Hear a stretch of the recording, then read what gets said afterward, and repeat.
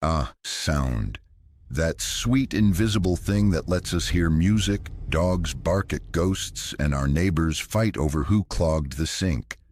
But what if I told you that sound, yes, sound, could also be a weapon? That's right. Today on Strange Science, we're diving into the world of sonic warfare, where the beat can literally drop you dead. We're talking vibrations so intense they could rupture organs, shatter eardrums, and possibly make you poop yourself in front of your enemies. Tactical embarrassment, it's real. Now, before we go full Mythbusters, let's understand what sound really is. Sound is just vibration, that's it. It's molecules bumping into each other in waves, shaking the air like a conga line of invisible dominoes. Pitch, that's the frequency of vibration. Volume, that's how strong the vibration is. Now crank that up high enough, and congratulations, you've invented weaponized annoyance. So what kind of sound are we talking about? Well, there's the audible stuff. What humans can hear. That's between 20 hertz and 20,000 hertz.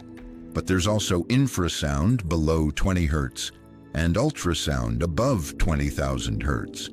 And this is where things get freaky. Let's start with infrasound. Low, rumbling vibrations. You can't hear it, but your body can feel it. And when you feel it, you panic. Your chest tightens, your vision blurs, your bowels get opinionated. This is not a joke. Scientists have linked infrasound to feelings of unease, anxiety, and even fear. Some ghost hunters claim haunted houses are full of infrasound, which means your poltergeist might just be a badly tuned subwoofer. Now, some researchers have suggested that infrasound around 7 hertz can cause organs to resonate. You know what happens when your liver starts dancing to a beat it didn't sign up for? Internal bleeding. Not a good look. This is where sonic weapons come in. Enter the LRAD, long-range acoustic device.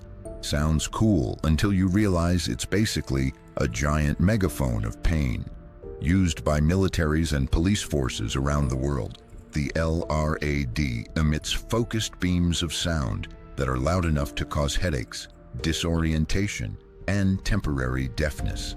Imagine standing in front of a speaker at a concert while it's screaming at you, but instead of bass drops, it's just pure weaponized nope. The LRAD's not meant to kill, more like disperse crowds by making people so uncomfortable they'd rather leave than hear one more second of Then there's ultrasound, the high-pitched stuff that's usually reserved for dog whistles and creepy horror movie soundtracks. Ultrasound can cause tissue heating and even cavitation, which is when bubbles form in body fluids and collapse violently. Basically internal popcorn. But don't worry, you'd need industrial-strength ultrasound for that, not your grandma's bat detector.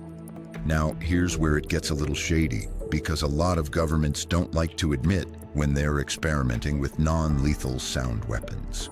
But, oh, they're out there. For example, back in 2016, US diplomats in Havana reported weird symptoms, dizziness, hearing loss, nausea, after hearing strange high-pitched noises in their hotel rooms.